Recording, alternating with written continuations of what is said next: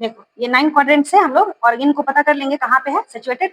उसके बाद एक और चीज कर सकते हैं कि अगर पेशेंट पेन बताता है तो हम इन्वेस्टिगेशन बहुत अच्छे तरीके से कर सकते हैं, और इन्वेस्टिगेशन अच्छा होगा तो डायग्नोसिस भी अच्छा होगा और ट्रीटमेंट भी अच्छा ही होगा। ठीक है, तो हाइपोकॉन्ड्रियक रीजन में अगर राइट साइड बताता है तो यहाँ पे हमारा लीवर है और गॉल ब्लैडर है। ठीक है, तो चांसेस है कि फैटी लीवर हो सकता है या फिर गॉल ब्लैडर में स्टोन हो सकता है।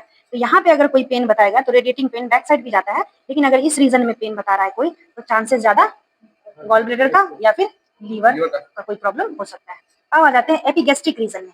एपिगैस्ट्रिक रीजन में सेंटर ऑफ द चेस्ट हमारा क्या होता है, हर्ट भी होता है और गैस का भी पेन हो सकता है। ठीक है, तो ये दोनों में डिफ्रेंशिएट कर सकते हैं। जैसे अगर एपिगैस्ट्रिक रीजन में बर्निंग पेन हो रहा है ना, या पेट में ब्लॉटिंग हो रहा है, साथ में डकार जैसा हो रहा है, या फिर हेडेक हो रहा है, तो ये गैस्ट्राइटिस का पेन होगा। ठीक है, लेकिन अगर चेस्ट में भारीपन लग रहा है ना, भारी जैसा लग रहा है, शॉर्टनेस ऑफ ब्रेथ है, सांस लेने में दिक्कत आ रहा है, और वो पेन रेडिएट होके जॉ से रेडिएट होके लेफ्ट आर्म की तरफ जा रहा है, तो ये हार्ट का पेन हो सकता है। साथ में पेशेंट को स्वेटिंग भी होगा, है ना, तो ये हार्ट का पेन है, इससे पता कर सकते हैं।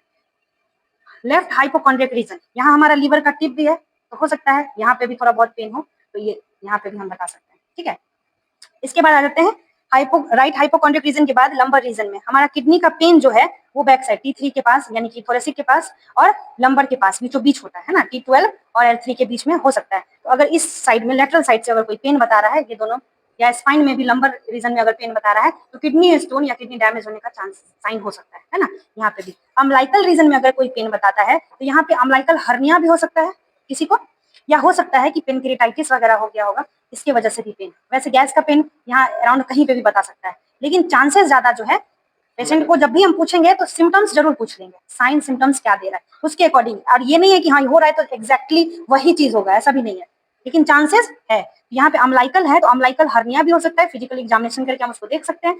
और दूसरा चीज यहाँ पे पेनक्रियाटाइटिस भी हो सकता है, क्योंकि यहाँ पे पेनक्रियाज भी प्रेजेंट है ना, या वगैरह हो या अल्सर वगैरह हो गया होगा या लीजन टाइप का कुछ हो गया होगा, तो वो भी दिखाएगा।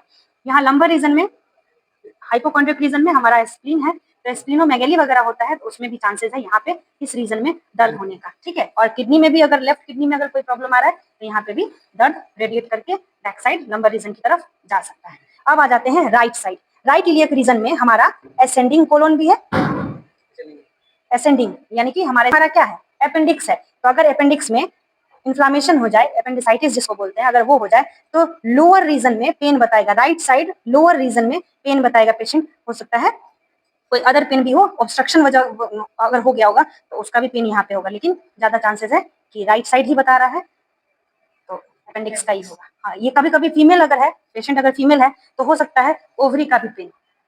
ठीक है, हाइपोगैस्ट्रिक रीजन, मेंस्ट्रुएशन साइकिल का पेन भी ज्यादातर यहीं पे होता है, और यूट्रस प्रोलेप्स वगैरह हुआ तो यहाँ पे पेन, या फिर फाइब्रॉइड हो गया या कुछ भी अदर प्रॉब्लम होगा फीमेल को, तो रिप्रोडक्टिव सिस्टम से रिलेटेड जो पेन होगा वो इस रीजन में होगा। राइट इलियक से लेके हाइपोगैस्ट्रिक रीजन और लेफ्ट इलियक रीजन में भी आ सकता है।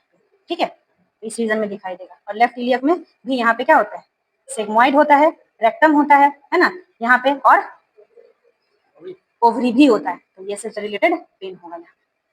तो हम इससे बता सकते हैं कि कहाँ पे किस लोकेशन पे पेन होता है, तो चांसेस क्या है।